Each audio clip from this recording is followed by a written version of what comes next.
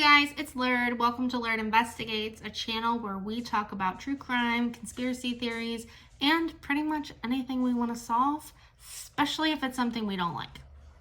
So, today I want to vent and talk about the Gabby Petito documentary. I know that everyone is talking about it, and most of the world already knows who she is and what happened to her. Unfortunately, the sad story of what happened to her.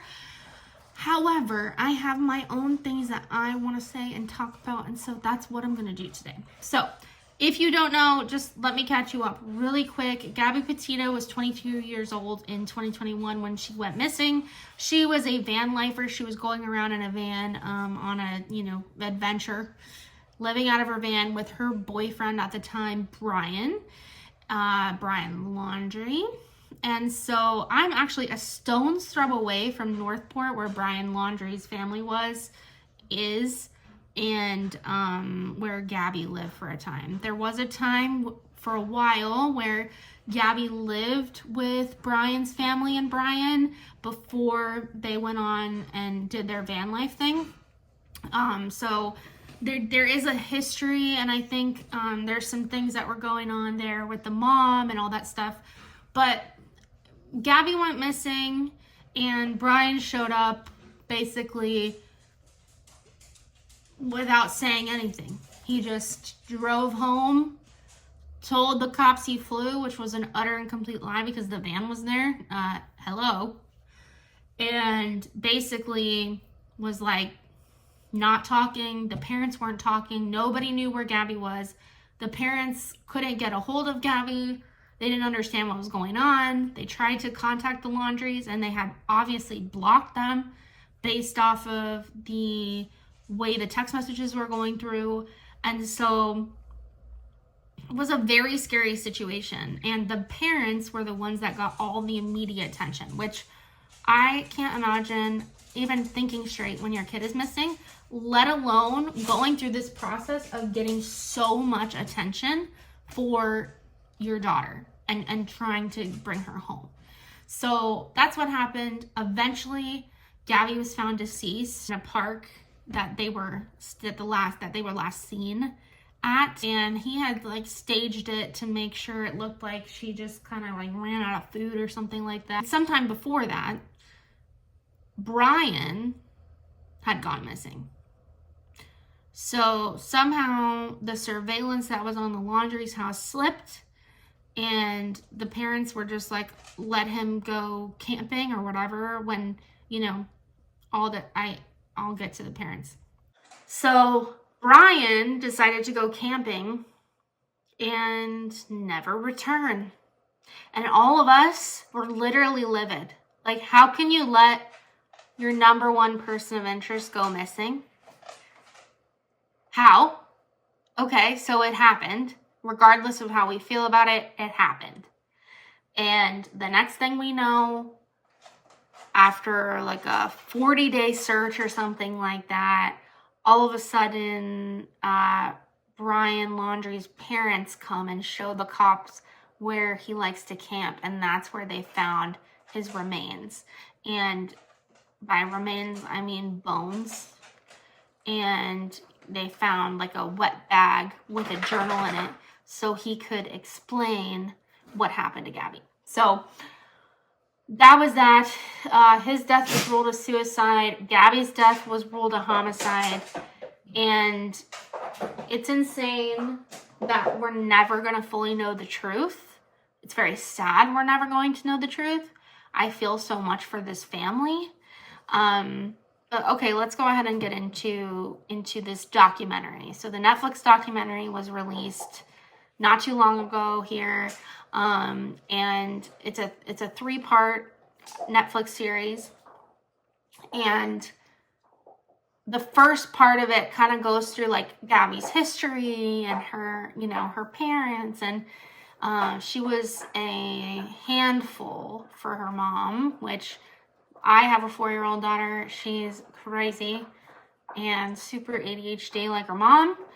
And I can relate to having a handful little girl. Because, oh boy, those high-spirited, high confidence little girls are something else. And I have a feeling that that was very much what her mom was talking about when she said, oh, you know, she was a handful. So Gabby was an only child for a while until her mom had some other children. Her parents are no longer together, but they're all like a really cohesive family unit. The parents are handling this very mature. They're both like moved on to other relationships. So when Gabby was a baby, they split. But you know, they still kind of maintained a family unit type of vibe. So that was part of the first part. And then it was talking about how Gabby met Brian and how Brian's family were all moving down to Northport, Florida, which is about 40 minutes away from me in Florida. And so Gabby actually went with the family. She lived with the family. The mom was kind of like touch and go for Gabby. She thought everything would be fine, and then, you know, she was getting really possessive of Brian and Brian's time, and Gabby felt sort of out of place in the home, and eventually they came up with this idea to, you know, do van life. And Gabby bought a van, and they constructed the whole van so that they could do it. Gabby wanted to start a blog and be a van lifer and have that be part of her career and do all that stuff. And so Brian just sort of like, you know, tagged along with her dreams. They also talk about in some of the episodes where Gabby is wanting to go out and be young, and she has this friend named Rose, and Rose is really, really fun and sweet.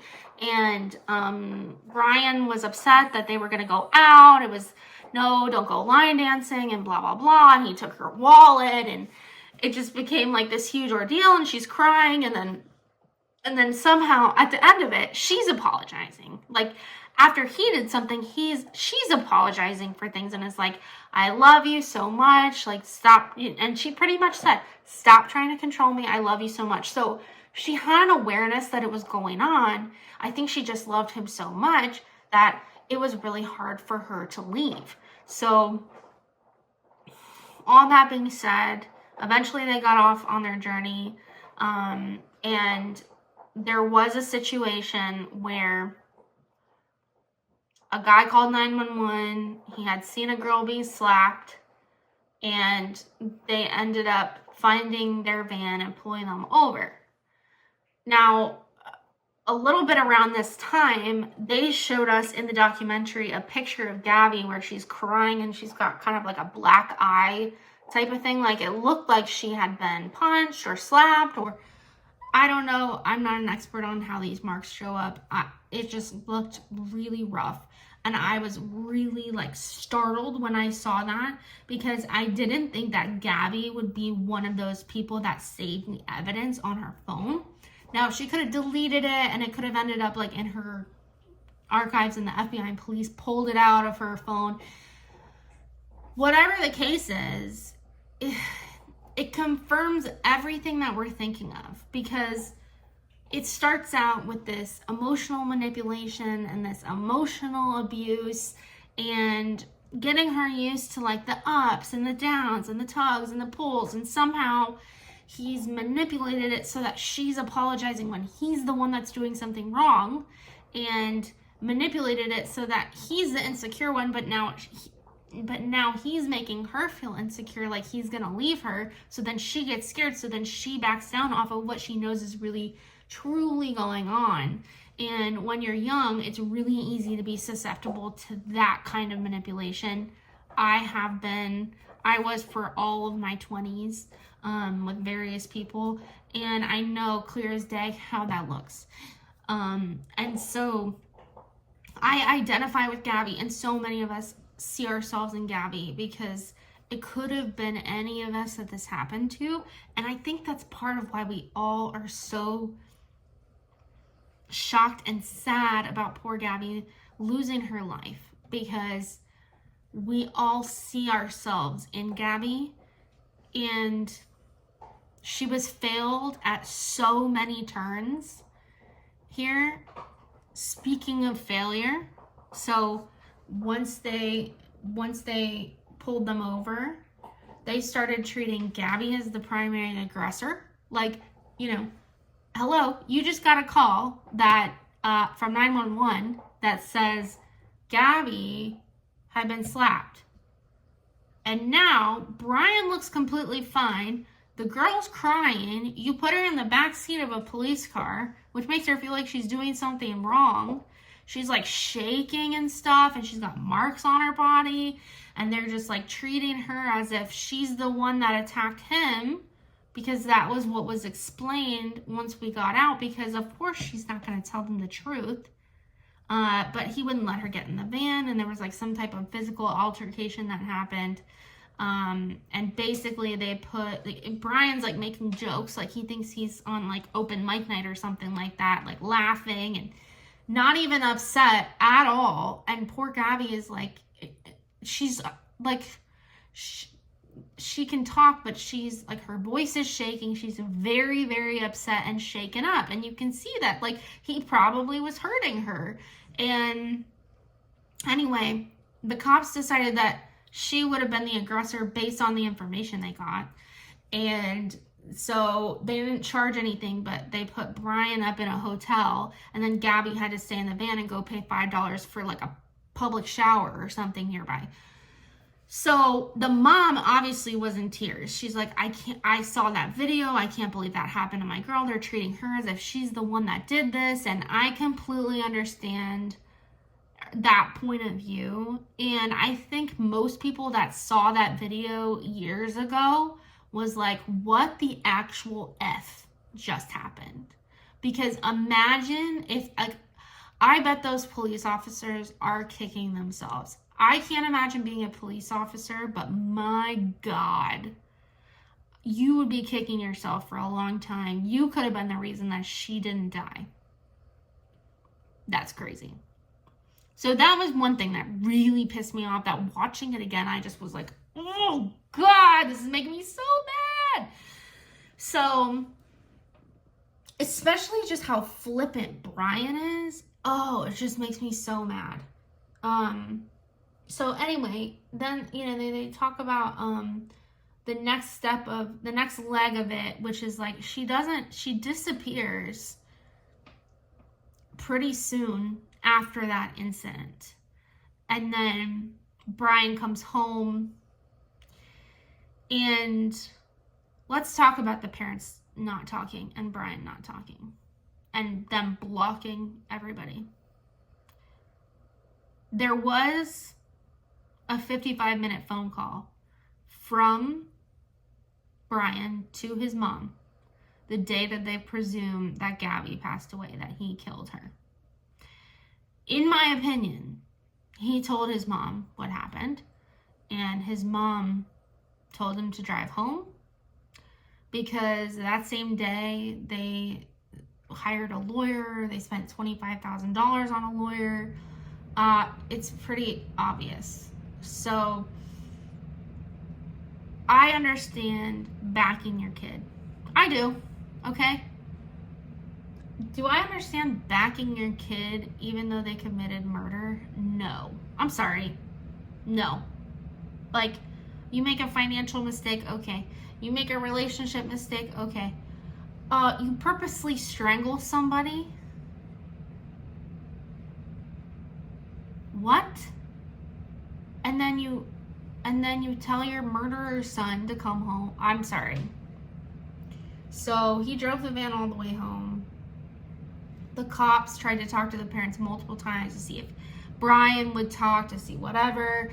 And no, they won't talk, which is so suspicious. And at this point, the parents are like, yeah, that's suspicious. And the cops are like, yeah, that's suspicious. And everybody's like, this is a very suspicious situation. It infuriates me. I can't believe that the Laundries have not been brought to justice on this. Like, you mean to tell me that they're still living their lives over in Northport, 40 minutes away from me? It pisses me off.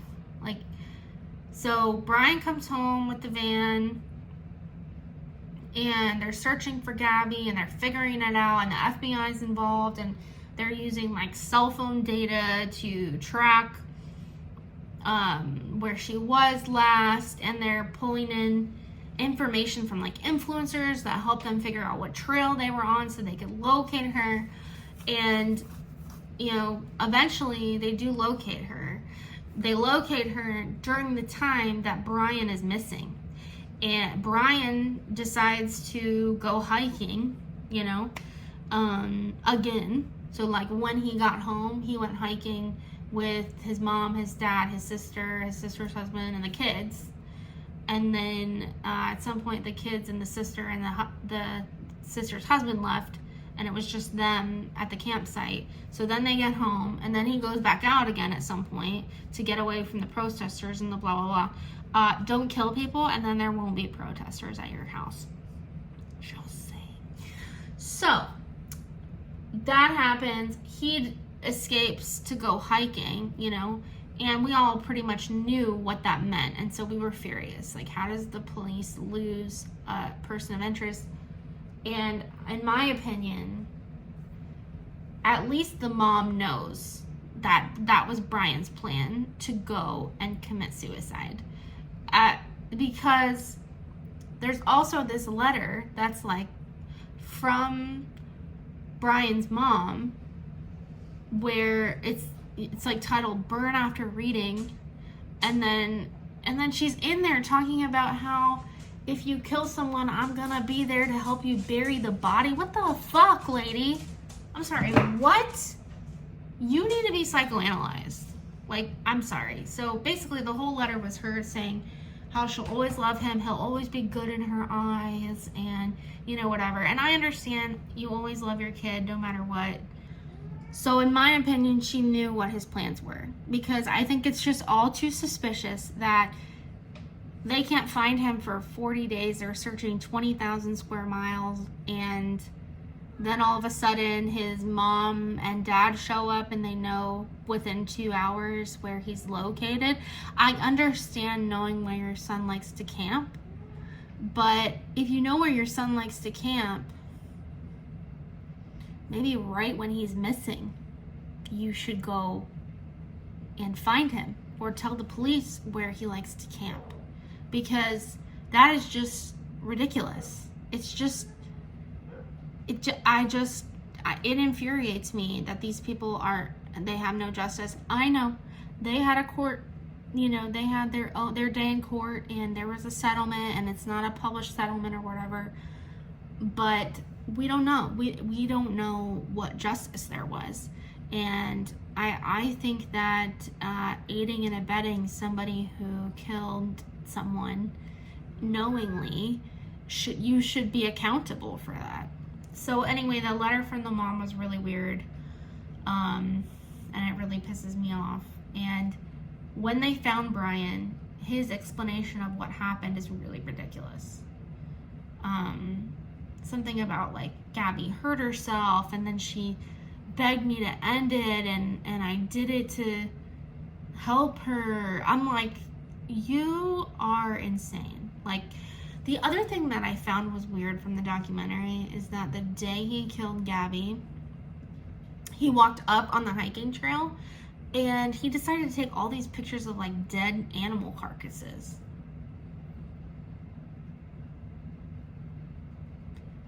That really struck me as odd. Dead animal carcasses? Like, I think he was a severely disturbed person. And, you know, they talk about that too in the documentary, where his art is kind of, you know, disturbing a little bit.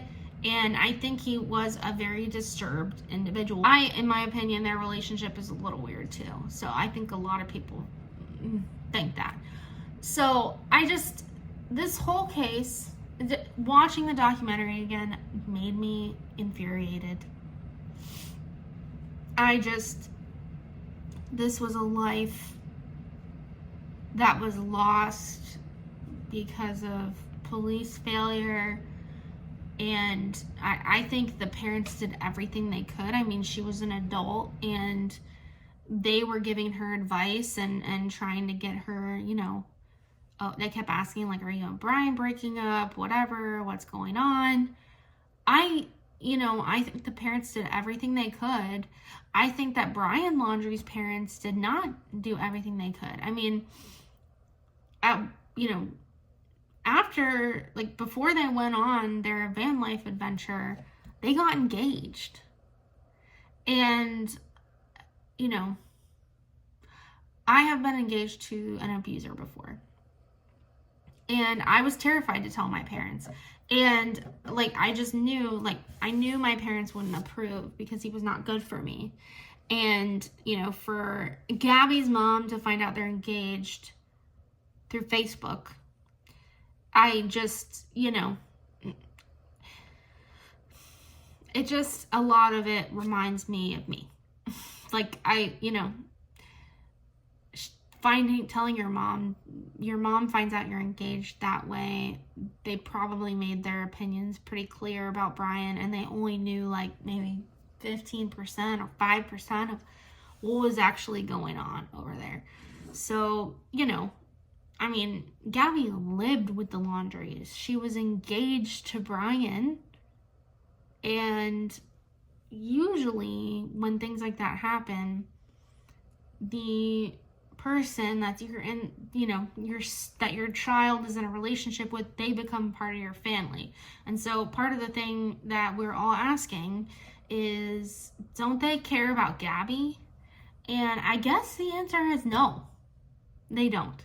They only cared about Brian and themselves and protecting themselves, and not about Gabby. Otherwise, they wouldn't have just let her body lie there, like in the desert, you know, alone. And so the people I'm pissed at the most is them for raising such a piece of junk and for enabling him and for covering it up, allegedly. And, you know, I just, wow. But I am glad that there was a documentary about it so we could get some more details about what happened. I think they did a great job with it. I'm glad the family was involved. And they've created a foundation, the Gabby Petito Foundation for Domestic Violence, so that you can go there and get some education on it. If you are in a DV situation, definitely go check it out. I know it's really hard. Never tell your abuser that you're going to leave. Always do it in silence, save in silence, do everything quietly, and just take care of yourself, because you can have nothing, but you still have your life. So just remember that. You can always start over. I know it's really hard, but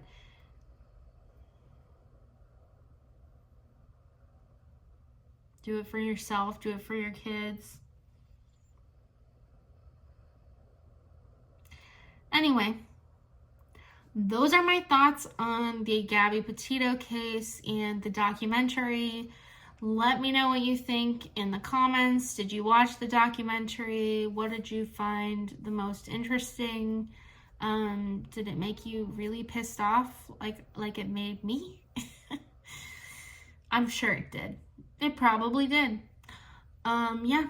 So that's it. I'm Lured from Lured Investigates, and be sure to check back for our next video. Thanks for watching.